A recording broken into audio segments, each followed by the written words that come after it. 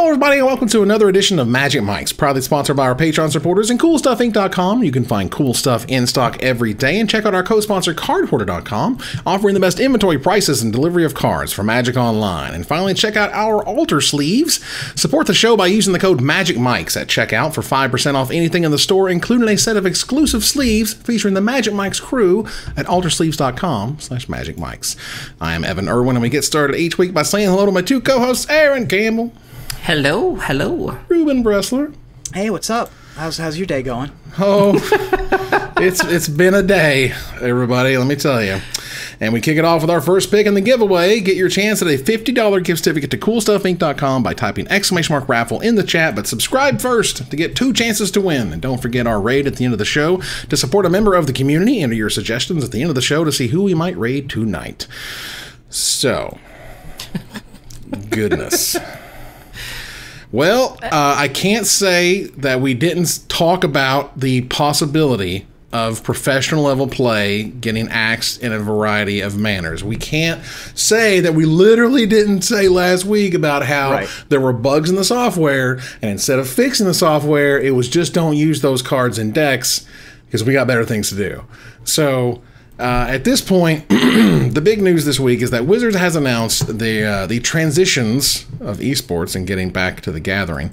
I don't know how many times they say the gathering in this article, but it's a lot. But how many times did they say transitions, though? Like that? A lot of transitions. Transitions, Mom. I felt like I was reading a menopause magazine or something. Just yeah, I'll get it up on screen here, but you know the long and short of it essentially is that the Pro Players Club, the Train, the MPL, the Rivals, the League, all that stuff, bye-bye. It's going away. Mm-hmm. That doesn't mean, as we discussed in the pre-show that you can hear from me about for half of it, is that, you know, you're not going to lose necessarily all of it for all of it. You're going to, you know, like they're going to still come back with various events, and they want to start at the lower store level, which is appreciated and expected, honestly. But it's also safer. Yeah, definitely safer. And so, you know, the idea that we get started back up and we have it, that's great. You know, what happens with a Grand Prix? What happens with a Command Fest? Who are the organizers going to be? CFB events doesn't exist anymore, but that's okay because other organizers still do exist and would still, I'm sure, be happy to take a contract from Wizards to run a really cool big event. Legion Games was one of my favorites. There was a game, what was the one on the West Coast? Tim Shields. Cascade, I think it was. I think it was Cascade. They were really good as well. Mm-hmm. Yeah, so there's organizers out there that can run big events. And, you know, for Wizards to focus more on sort of the casual level, sort of a convention type atmosphere. So you're going to Grand Prix events, not necessarily to see the pros, because they're not going to be there anymore. And if they are, it's on their own volition, but they're not being paid to be there. But it's more about, you know, being there at the convention, seeing the artists, you know, being involved in playing some side events and, you know, trade and talk to people and all that stuff. And not so much as it's time to spike this event so I can get on the gravy train and then I can be at every event thereafter forever. And it's, it's a lot. Yeah, I think it's really important to note that competition still exists. There will still be a competitive Magic scene. If anything, I feel like we're really going back to just 3 or 4 years ago where, you know, there will still be GPs, there will still be Pro Tours. You will have the ability to possibly spike a couple and put a couple bucks in your wallet, but you just won't be earning the salary that you would be from being on the MPL. The MPL and the Rivals League will not exist anymore, but, you know, you will still have opportunities to win big money. You will still have opportunities to qualify for things. You know, that dream is still very much there. You will just have to supplement your income like you had to, you know, many years ago with streaming, with articles, with whatever. And so, you know, this really does feel like just kind of a return to form, if you will. And it's really important to be clear about that because there were a lot of people, you know, as Magic players, we do like to, myself included, sometimes we fall into hyperbole. You know, there was a lot of like, well, competition's just dead. And it's like, oh no, there are still going to be PTQs and there may even still be regionals. Remember regionals and, you know, possibly even states and things like that. So if you're seen as being competitive, you know, there will be a place for you. You just won't necessarily have that end goal of the castle in the sky, of the Rivals League, of the salary. That's not on the table anymore. Yeah, so let's clarify exactly what is ending and what is not ending. What is not ending is the Pro Tour, quote unquote. That, first of all, ended a couple years ago and will a pro scene, a professional level Magic scene with prizes to those who win will continue. Yes. Another thing that's not ending is the dream, quote unquote. The dream of becoming a world champion of Magic the Gathering will still exist. What is going away are some of the steps that we got used to of how to get there, how to become a champion. Right. Grand Prix and competitive mid-level play and things like that will never come back. Those are also not, by the way, those have been gone for a while as well. So, what is exactly going away? The MPL, the arena arm of the top-tier professional league, is going to shift and change after this season ends. That doesn't mean that they're going to give up on esports entirely. It just means that they're changing their angle of attack on how they use Arena to best make money. The other thing that is going away is the pro levels, the salaries, as Aaron was talking about. Right. Having Magic be a job that is paid by Wizards of the Coast to professional players, that's going away. So what isn't going away, though, is the tournaments. The tournaments will still be there. They may not be called the Pro Tour, they may not be called the MPL, but going to a Magic the Gathering event, spiking it, winning it, and then going on to a bigger Magic the Gathering event and spiking it and winning it, that's still possible. Mm-hmm. It's much more similar to how poker is run, where you don't have a centralized tournament structure within the creators of poker. There's no good equivalent for that. But Wizards of the Coast isn't going to be the central hub always and forever. And so and you also are not paid a salary by poker. You have to spike tournaments and do well and win, and also get outside sponsorships, which are also not going away, by the way. Magic is still more popular than ever. And so you're going to be able to get sponsorships from card companies like CoolStuffInc.com, where you can get cool stuff in stock every day, but you can also get non-native advertising. Someone got sponsored by Woodworking.com this week. I saw that was Amazonian. Yeah, sure. Great. Awesome. We've the ad that popped up for me on Twitch this week was a Tampax ad, which was great, right? I had a comment Geico the call other me. day. It's fine. Exactly. You know? And so the magic is still going to bring the eyeballs. Mm-hmm. And the eyeballs are still going to bring the advertisers. Yeah. And the advertisers are going to bring sponsors, and all of that's going to still happen. You can still... The dream is dead. Long live the dream. It's just a different kind of dream. I mean, I've seen the MeUndies sponsorships. I've seen electronic toothbrushes. I've seen coffee. I've seen caffeinated beef jerky. I mean, there's a number of things you can attach yourself to if you have the views to, attract those companies. And so it's just the dream just looks different. That's all. You're right. It's not like all of a sudden no one wants to play competitive Magic. Everybody, the people who like it still like it. The people who want it still want it. That didn't turn off. But part of what Wizards was doing for many years, and part of what they tried to do, I think, for the last couple, was essentially provide, when a high variance game, to provide some amount of, concrete stability that you can count on and say, if I don't do well, I got $400 and I can go home, and that paid for my flight and some of my hotel or whatever it is. They do okay, and they go from there. They have sponsorships. They go on top of that, and when they get, because some players will get bonuses when they're on camera, for example. Some players get bonuses when they get deck techs. All that stuff is a whole ecosystem around there, and that doesn't just collapse. It just means that the people that you were expecting to see, who's their bread and butter, this is their job day in, day out. Plus sponsorship, plus writing, plus content, plus streaming, all that stuff. The support net is no longer there from Wizards. Correct. And they were very clear earlier today in their live stream where they're like, look, there's a pie chart that says what type of player they're looking at. There are different types of play. Now, I think there was a fifth one, and please chat, remind me what it was. Yeah. The types of play were friendly, aspirational, elite, and festival, and I think there was one more. Yeah. But the thing he talked about the most was the aspirational. Baby Spice is the fifth one. Baby Spice is the fifth one. Sorry. And digital. Thank you. Digital was the last one. Go. Thank you. So the aspirational play he talked about, and the idea that you can play these high level, well known pros can still exist. It's just Shuhei Nakamura was at like every Grand Prix for like a decade. Like he just was, and he was there, and part of it was because he was a Platinum Pro and he could rely on certain benefits that Wizards would provide him. Plus, of course, he was Spike Thing because he's incredible.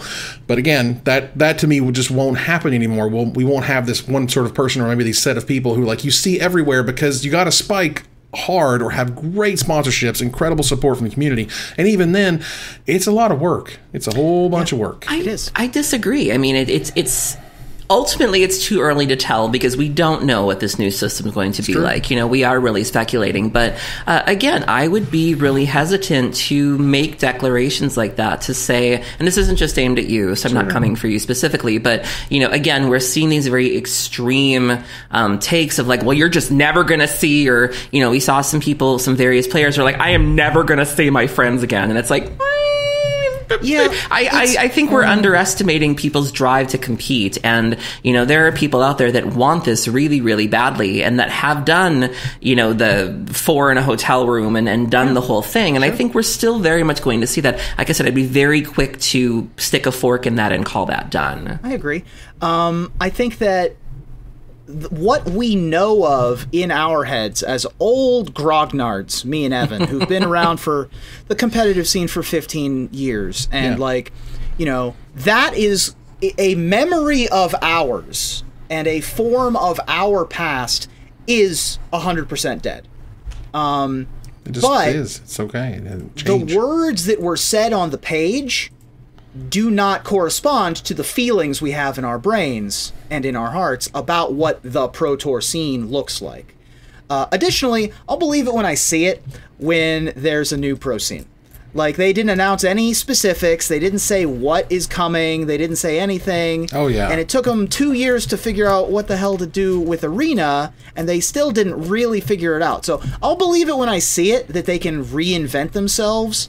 But they say they want to, and I believe them because, you know, the heart of pro play is live Magic, and the heart of Magic the Gathering is the Gathering, which they say over and over and over again in this. They keep saying the transition and the Gathering over and over as if that's going to just magically make all the bad feelings go away. And as someone in the chat mentioned, and as we talked about in the pre-show, you know, the Magic show was born out of a lot of the I loved the pro scene. Like when I came back to Magic around Darksteel, I mean, I was reading about all these pro players and all these awesome pros who I'd heard about even back in the day. Like, wow, John Fingal is still around. I'd heard of that player, whatever. Those people were still around because there was a system in place that incentivized them to be around. So, not to say they never show up again, but like, you know, if you're not getting an invite for sure, you're probably not going to go to said event, and so then you're not going to plan on going to said event, and so then you never go to said event. Well, same thing with the deck tees. You know, I was really proud of the fact that by the time the show was over, I had 11 Hall of Famers on my show, and you know, you say that nowadays, and there are kids who are like, "What's a Hall of Famer?" You know, or like even just the names. You know, I can say that Kai Buddha was on my show or Paul Rietzel, and someone might just blink at you and be like, "Who's that?" Yeah. I think that, you know, the Pro Tour was created originally kind of as a marketing tool. Definitely. And kind of as a temper on the to deflate the economic bubble that existed in 1995 that almost was going to kill Magic. The Pro Tour was invented because to advertise the standard format, to let players know that their new cards mattered more or as much as the old cards to the collectors and the speculators. That issue is not a problem anymore. Magic the Gathering has survived for almost 30 years. And so the Pro Tour, as it was formed, is not required for that purpose anymore. What is required is that aspiration, right? What you need is, and you also want people who are smarter than you and more experienced than you to tell you what's good without having to play every card in every set, without having to collect every card on Arena. You want to have deck lists. You want to have sideboard guides. You want to have the name recognition to know, oh, I'm playing a blue-white deck. I wonder what Shaheen Sarani has to say. Oh, I'm playing a 5-color mix-up that has 3 black pips and an enchantment. I wonder what Ali Antrazi has to say. You're playing me. Do I have ley? I better have ley lines. Exactly. Like, if I'm playing, if I want to know what to play, personally, I like looking at what the best in the world do. And that's not just Magic the Gathering. That's everything. Right. So some of it was the Pro Tour was made for that, and then there was other issues where they printed to order when they never done that before. Sure. There was a whole bunch of stuff that happened in the 90s, but the idea of is it good enough just to have really great prices? Essentially, is it good enough to have a high top end in order to get these people to show up? We're going to figure that out. Or is it worth it? To me, the aspirational part of it was to get to the gravy train, right? To get to the top level. And the problem with the MPL was they just made a complete fog out of how you get there. Right. Question mark. Let's invite Hearthstone streamers. Question mark. Easy. Now it's easy. Now it's just go spike. A tournament. Yeah, go spike something. Win a tournament. Well, it was a number of things, I mean, you had the structure itself, which even the people participating in it were vocal about, and they hated it. And, it was difficult because there was an element of star building there that I just think didn't really happen. You couldn't get people to care about these pros. They kept trying to, create these storylines to sort of establish tension and to make you want to tune in. Nobody did. They started off really strong and gave you the impression that it would be like The Voice, where there'd be spinning chairs and fireworks. Then we never saw them again. And so, there were a number of reasons why the MPL experiment didn't work. And I'm glad that they seem to be acknowledging that, at least, and that they're recognizing that, it really is the gathering that makes Magic great. And I'm curious to see how they course correct on this. Yeah, and as I had mentioned in the pre-show as well, which was, I feel like if there was one thing that would be very comforting, I don't know if they want to, but it'd be very comforting to say something like, we promise that we will have coverage of these large events in the future, whatever they are, whether they call them Grand Prix or Pro Tours, that's a whole other thing. But, the fact that they got rid of coverage was so baffling. You remember the Reed Duke GP? Remember the Reed Duke GP? God, it was amazing. It was great. But coverage is the whole point of having a professional scene. I mean, it would also be nice to give these people a job again, because, there was so much talk about the pros losing money and, losing status or whatever. But think of the cottage industry that is literally just Magic coverage, the announcers, the writers, the camera people, the sound people. I mean, those are all people that, would like some security as well. I mean, much less the judges and the tournament organizers and everything else that goes into running a major Magic event. Fortunately, Command Fests look like they're going to be the new GPs, the new gather with all of the people from across the country kind of thing. And so maybe that will help stem the tide a little bit. It was... the idea, essentially one of the ways they kind of put it was they said, look, imagine a pie chart that had friendly, aspirational, elite, festival, and digital, and how much money are we putting in each of those wedges? And they're like, man, we're putting a lot of money in elite play and a little bit of money probably in friendly play, whereas the reality is there's a ton of friendly play and an itty bitty sliver of elite play. Speaking of money, I think another kind of fallacy I want to touch on is people love to point out how much money Wizards is making. And to be clear, they're making a lot. But one thing that really stuck out to me about Blake's stream is that he says it's not enough to simply throw money at something, that there needs to be infrastructure there. Because that was a very common complaint that came up in the stream, apparently, is, well, you're saying you have record profits, you're saying this, why aren't you just putting money towards this? And he's like, but there needs to be an underlining structure there. There needs to be some sort of template there.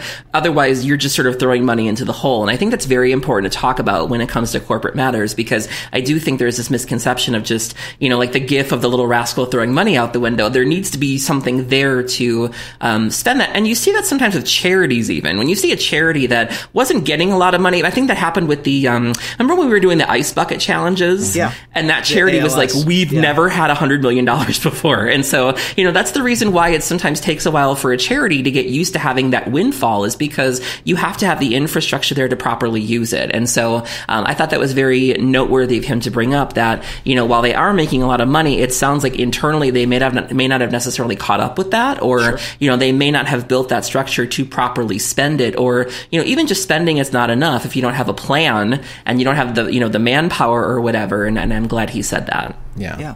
It was. I mean, there's a lot of things that come with. I mean, look at the turnover that's happened at Wizards of the Coast, not just in the past 6 months, but 3 years. I mean, the entire company is different, except for like 5 people. And not only that, but it's a division of Hasbro now. It's not a subsidiary of Hasbro. There's a brand new CEO that's only been there 3 years. There's a whole brand new organized play structure pretty much entirely. I don't think anybody who was in an organized play position 3 years ago is in the same position now. I think Scott Larraby's still there, but again, he keeps a very low profile because people are terrible. Scott might be. I don't know. That's a good question. It's tough. It's tough when you have that much turnover, and you compare it to the 5 years previous to that, and everybody was at the top. The top echelon was the same. You had that stability, right? And now it's like Scott Larrabee, Mark Rosewater, Gavin, right, who's been there long enough at this point that I consider him old enough to be considered an old guard. Yeah, he's a lifer. And who else is there? So, some of it makes sense. Some of it, you see it coming. And it is jarring to hear this news today and to see it written down and to actually hear the words. We're ending this. Like, quote, this was the quote, we're not going to subsidize the lifestyles of the top 200 players. Yeah. And that's just a gauntlet thrown down, whether you like it or not. And then the reality is, for that to not happen, it means that all these other things don't happen.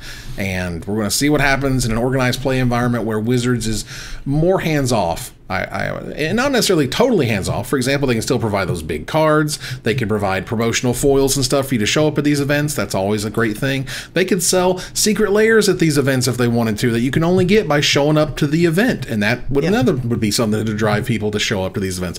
There's lots of ways for them to make money out of live events, don't get me wrong. And there's lots of ways for them to save money to just say, look, if you want to make a bunch of money, well, then go test your luck and I hope you do well. And if people like you and want to follow you on Twitter and Twitch and whatever, you can build your brand as much as you want, but Wizards is not going to be a part of it. And I wonder if they still keep the promo for the world champion at this point. It's a good advertising tool. Listen, you still want the brass ring, right? Yeah. You win a big tournament, you get a thing. Right. Doesn't matter what the thing is, you get a thing. And in this case, it's a card with your face on it, and that's a huge draw. Oh, it's huge. So I think that is absolutely going to stick around, right? Because I'm a big fan of saying now with their current regime in charge of Wizards and Hasbro, you come to the big gold dragon that's sitting on the pile of gold coins, and you say, "Here's my idea," and then the dragon says, "How much money will it make us?" Right? And that's the only thing that matters. That's the bottom line. The good news for competitive Magic play is competitive Magic play can still make a ton of money for Wizards of the Coast. Yes. Especially if it's advertised correctly. And that's one thing that they're definitely... They have to keep, is you win Worlds, you get your face on a Magic card. Like, that's so easy... You have to keep it. Right. It's just that, with PV, he didn't get like a cool animation when you play his card in Arena... like the previous champion did. So I mean, that's Javier Dominguez, I think it was. So. Silly. Yeah, but this is just one of those little things where I know it's small, I know it's tiny, but when you pull back and you go, this person gets a card, but they don't get the cool animation. And then the pro stuff goes away. How about we just cut that part too? The animation on Arena is not a hill I'm willing to die on. I don't mean either. I'm just saying I'm just looking at the tea leaves. That's all I'm saying. Ultimately, this is a huge shakeup in something that we, in many ways, saw coming. In many ways, is like literally. There was someone in my DMs yesterday that was like, "Hey, girl, are you still doing Magic Mics?" And I was like, "Yeah, what's up?" And they were like, "You may not want to finalize." First off, they were like, "You didn't hear this from me." They were like, "You may not want to finalize your show notes yet because something huge is coming down the pike tomorrow."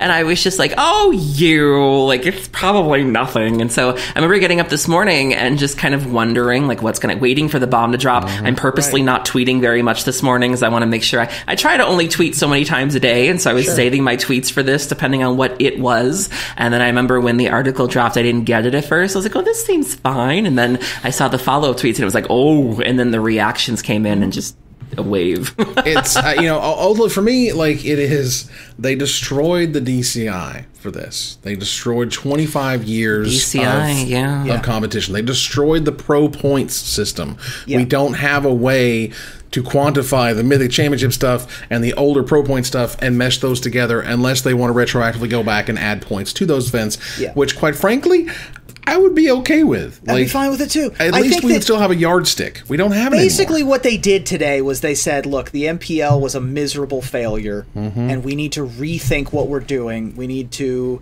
take some time away and bring something else to the table.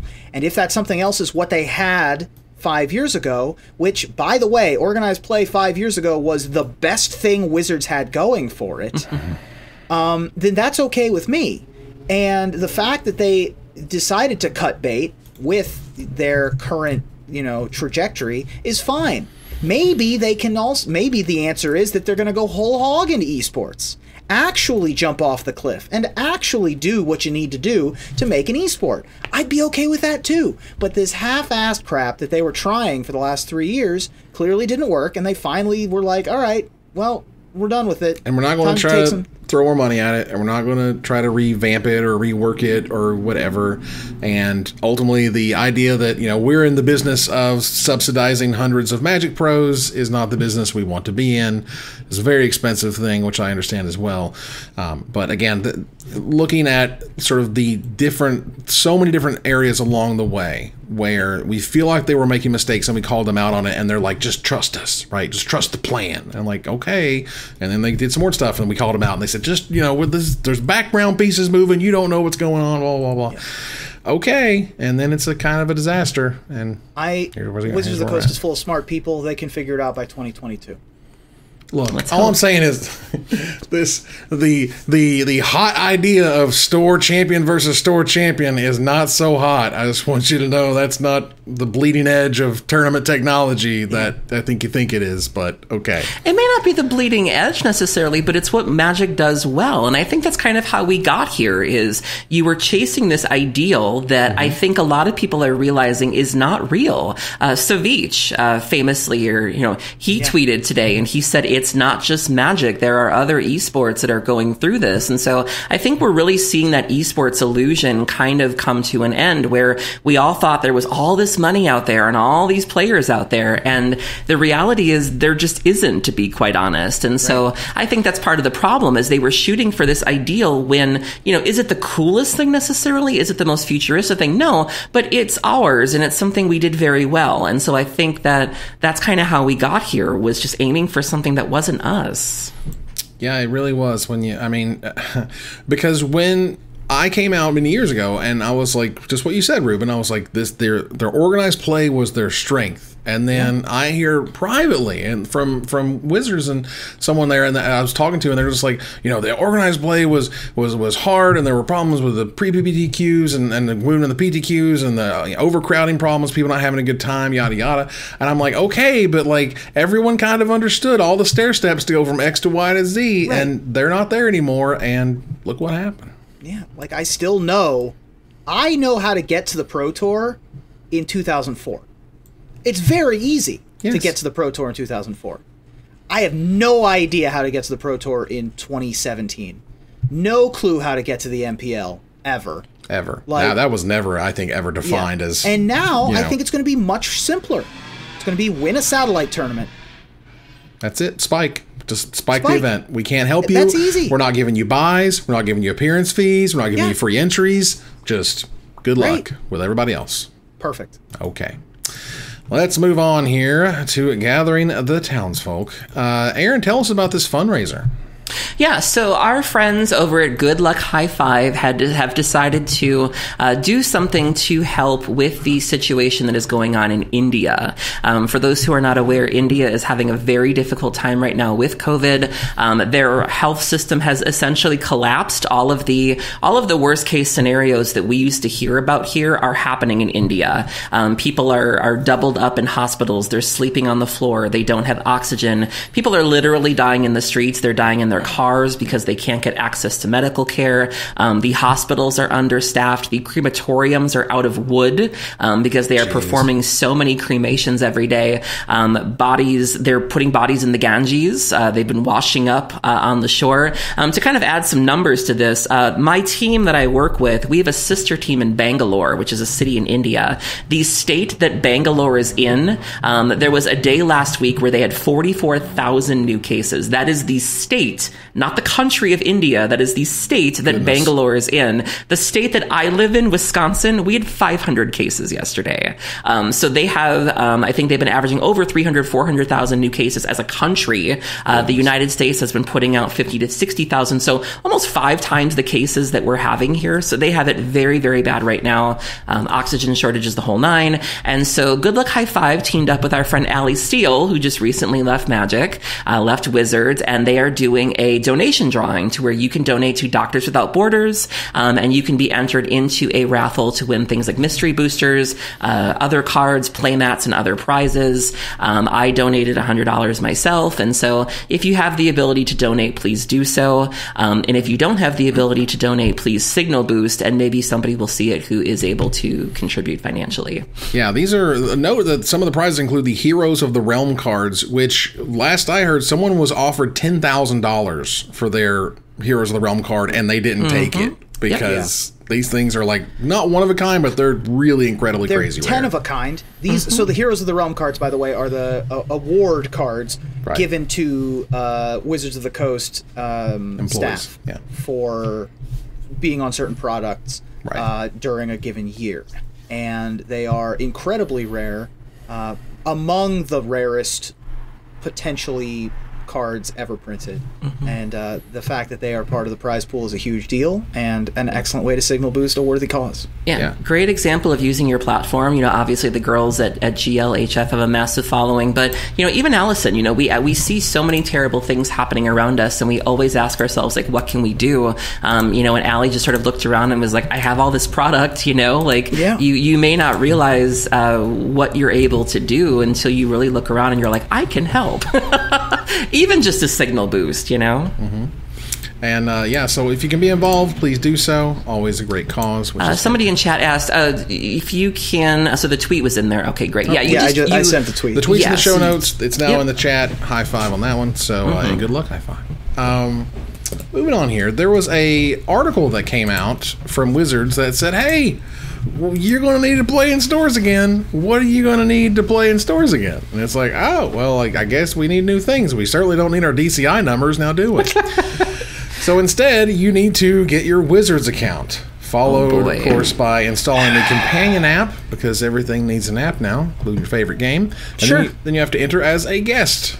So this allows you to join an event using an event code of some sort, which is cool, and then tracks your ability to, you know, obviously has a life counter and whatnot, and you're able to report the match result via the app, as I understand it, which is also great. Just going to digitally integrate, you know, and show match pairings and results and stuff on the app. That's really sweet. Now, this was all great. Great. Now, I do want to clarify something, because this sounds reminiscent of the issue that I had with Spell Table last year. The Wizards account that you may have had several years ago is not necessarily the Wizards account that they're talking about right now. So if you find you're having login issues or that account you thought you had isn't working, you may need to register for a new account, because there was some sort of turnover, and that was the reason why I had the Spell Table mishap at the last Command Fest, because I had this email from 2017 that was like, here's your Wizards account, and then I'm using it and they're like, oh yeah, it's a different Wizards account, and so I also think of it as your Arena account as a good way to remember which you know I don't have. Well, you should get one. Well, it's time to move on. Get with the program. Yeah, seriously. Look, this is also the software that I assure you, organizers begged Wizards to give them manual pairing abilities, and they still don't have it.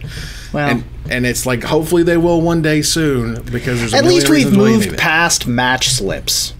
Like, at least we're moving on from, you know, those tiny plastic baskets That nobody ever got right. That no one ever got right. Well, we're past that, which is good. Note that they're not using this software or their new software for their big premier events because they can't manually repair in the new stuff. So you might still have slips for a minute. By the time we have large events again, maybe they will. Let's hope so. All I'm saying. I mean, Walter is gone, right? Or Wizards Event Reporter, whatever used to get used. Yep. That's been sent to a farm upstate. So this is what we have. So hopefully it'll be what we can use going forward. And by the way, this is a free app, and it is an excellent tool for organizing tournaments. I think this is great. This is excellent news. Overall, this is positive, good stuff. Don't get me wrong. I mean, obviously we want to improve things, and yes, the feedback was there, but it's whatever. Yeah. We're fixing it now, and that's good. So that's positive.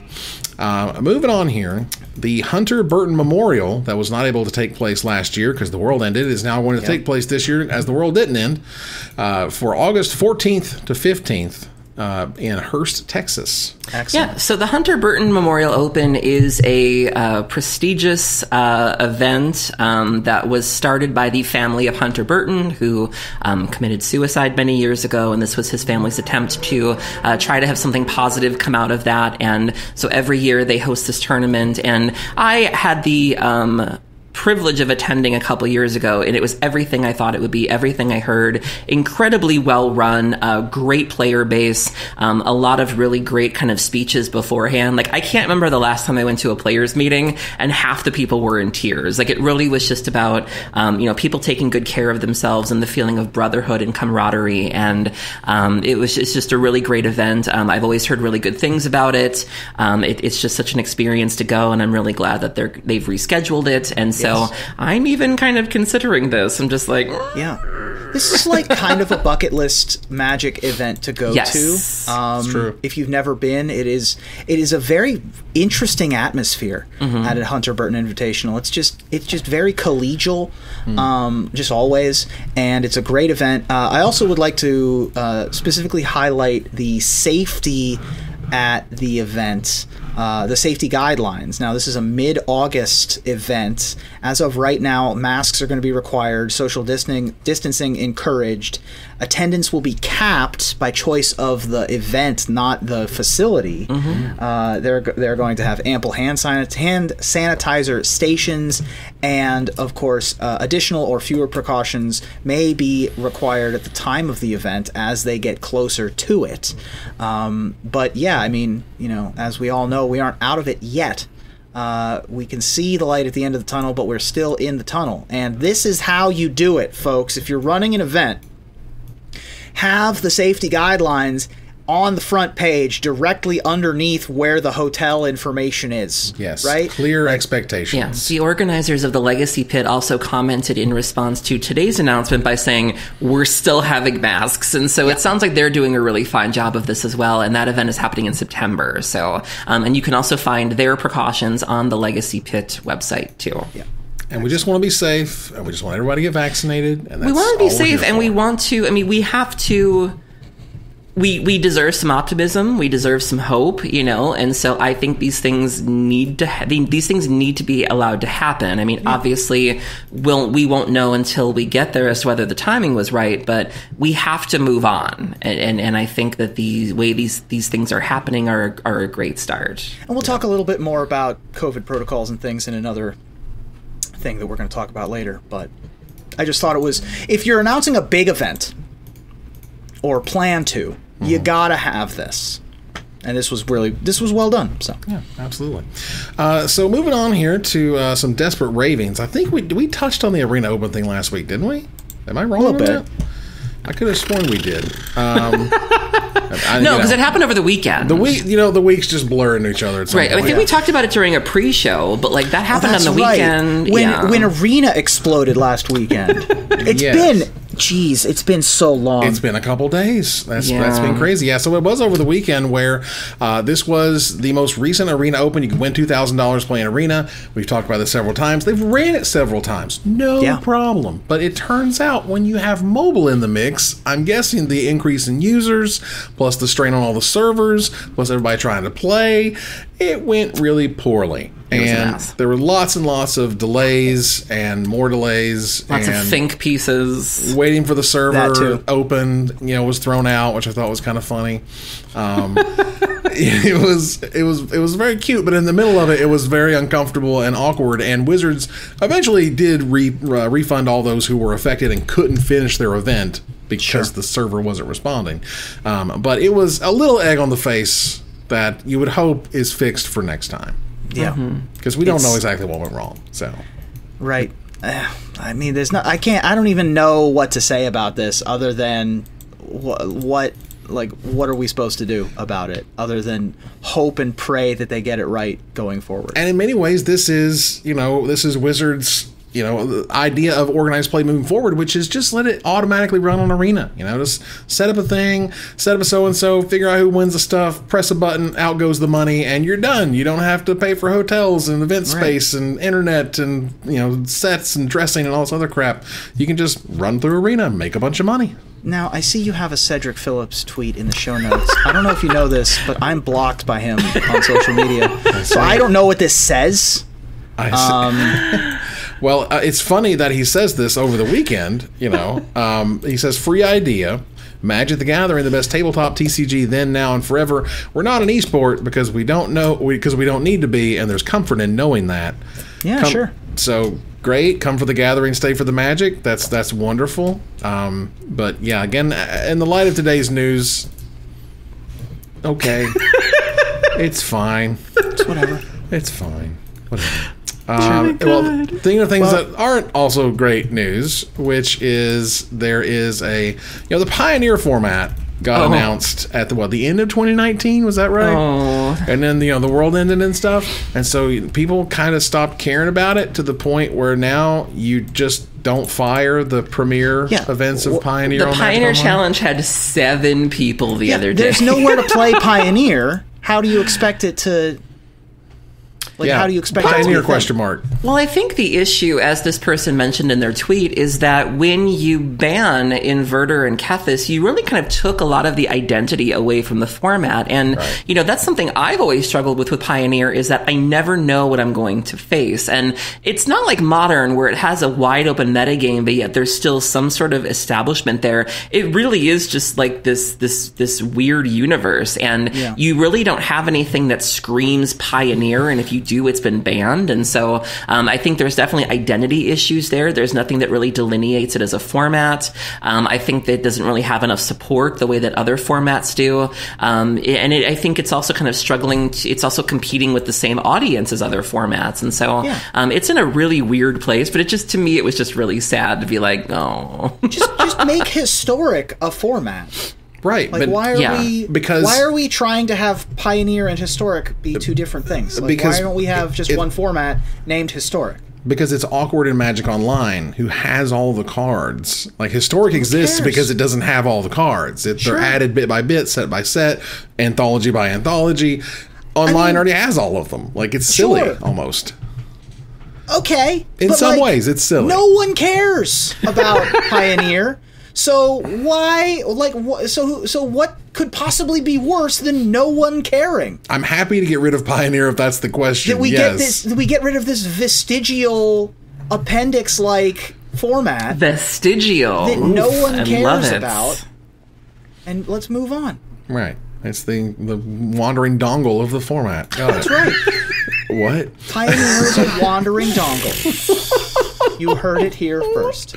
Okay, well, granted the CDC came out with different things today, so I don't want to talk too much about people doing stuff in regards to it, so whatever. Sure. Ultimately, it's interesting. The movie to splash damage real fast. There was a tweet. There were some pictures that showed up of Walmart and Target saying that to ensure the safety of our guests and team members, ladies and gentlemen, you can still buy a gun at Walmart, but they will not sell you Pokemon cards. Okay? America. Lord almighty. Well, apparently, I've seen two different things. One is there's the sign of, we just ain't selling it, y'all go home. And the other is they locked them up in cabinets, like they're cigarettes or something. Sure. And so that's the way you got to treat it because people are terrible. Yeah. I mean, you put your Call of Duty Black Ops 4 that's $50 for a CD behind glass. I mean, he said a CD. It's a CD-ROM. Isn't that what they are? There are people in the chat who are not going to know what that is. It's a compact disc. They're on is what it's DVD-ROMs called. at this You gonna put point, it in but your yes. Walkman too, Grandpa? Yeah, exactly. I've got a yak back. No, but I mean, it makes sense that Magic cards are per pound expensive compared to literally everything. Right now, there's collector packs, right? That too. And from what I understand, that there's a company that they outsource all of this to in these big box stores. Walmart doesn't buy stuff in that fashion. They have a different company they go through. But from one of the things I heard was they have the individual packs that you can get on little hangers, right? And they have the collector packs that you can get on little hangers. They have self checkout. And so what you do is get 4 collector packs, 1 regular pack, go boop, boop, boop, boop, boop, drop them in the bag, off you go. And that created a ton of shrinkage. Well, that's a self-checkout issue. I mean, they both have it. Like, you know, what I'm saying is that putting it behind locked glass makes sense to me. The thing that's funnier to me is the Logan Paulification of Pokemon and also just collectibles in general during quarantine. Collectibles have everything exploded. collectible went crazy when everyone was locked in their house. Like Funko Pops, action figures, Legos, Magic the Gathering cards, comic books, everything collectible went crazy. This week at Cool Stuff, we bought a first edition Blue Eyes White Dragon booster box from Yu-Gi-Oh! Nice. Probably selling in the $60,000 to $70,000 range. Sure. If you were to, and one of the things you do when you get a collectible like that, you say, hey, what if you just opened it, right? What if you just opened it and send the cards away for grading or whatever? And the answer was like, if you got literal garbage out of that box, you got none of the biggies, none of the stuff that you wanted or whatever, just garbage. You'd pull $42,000 out of that box. Like it's crazy. Just in whatever, it doesn't matter. So yeah, all the collectibles for all the games, Pokemon, Yu-Gi-Oh, Magic, the big 3 are just. And even the new stuff. Look up Mana Zoo. Look up Mana Zoo on eBay if you want to just hurt inside. Every single collectible card game that's coming out right now, I don't care how trashy or ugly or dumb or stupid it is selling out everywhere. Mana Zoo, if I recall, was a Kickstarter, and they had a very small print run because no one really backed it that much, but distributors are eating it up because everyone's like, if I can have the first edition of whatever this random game is, I just googled it. MANAZOO. Yeah, should be Mana Zoo if I'm not no, there's Mana Zoo does not give me any. I get a lot of hits from Czechoslovakia. What did you send me to? I'm getting a lot of 10,000 Maniacs LPs. I'm sorry, MetaZoo. MetaZoo. MetaZoo. Not MetaZoo, that's my bad. Guillaume Matignon. MetaZoo. Okay, here we go. This has, oh my God!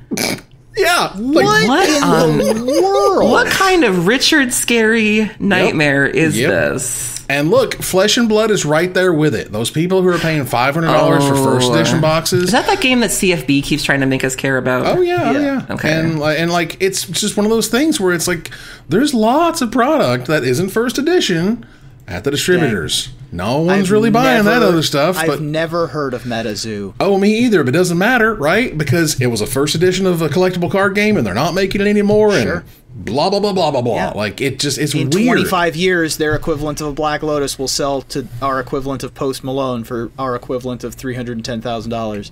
Maybe, right? Oh my God, no one wants to be caught. Hideous. Right, no one wants to be caught with their pants down. All the distributors are buying this crap. I mean, they're buying everything they can get because if it's first edition, first set of so-and-so, it doesn't matter what it is, people have gone nuts.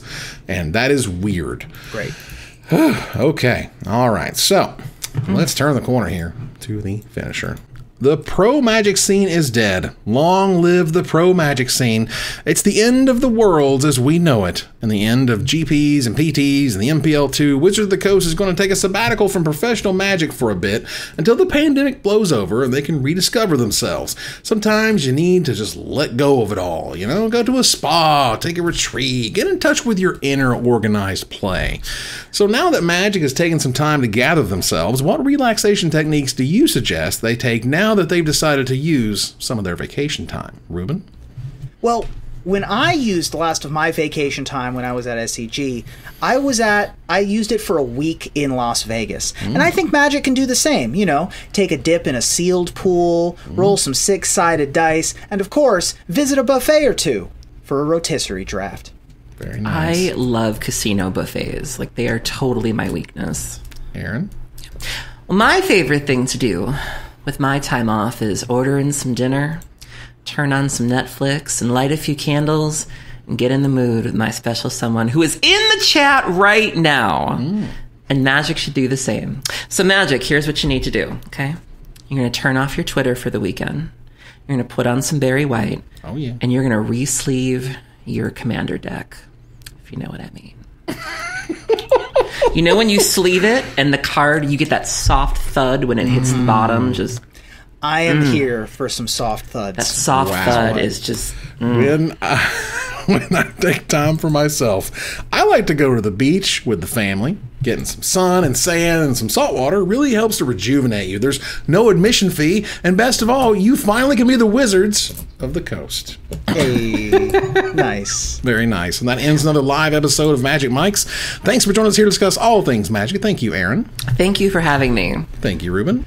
Thank you. And also, real quick, one more bit snuck in just in there. Ooh. Martin Kesa, 69 bits. Thank you very much. That's very nice. Thank you guys very much for being a part of the show. As we move to our final slide, I want to thank our sponsor, CoolStuffInc.com, our co-sponsors, CardHoarder.com, and our newest sponsor, Alter Sleeves. Get yours at altersleeves.com/magicmics. My co-hosts, Aaron Camel and Ruben Bressler, you guys for watching or listening, and hope you support us at patreon.com/magicmics. Please follow, like, tweet, favorite, share, subscribe to everything social that tells people we exist. Catch us online on our Discord, twitch.tv at Magic Mics, on Twitter at Magic Mics Cast, our Magic Mics subreddit, and like the Magic Mics page on Facebook. Or join us here next week, same time, same place, for another episode of Magic Mics. Good night, everybody.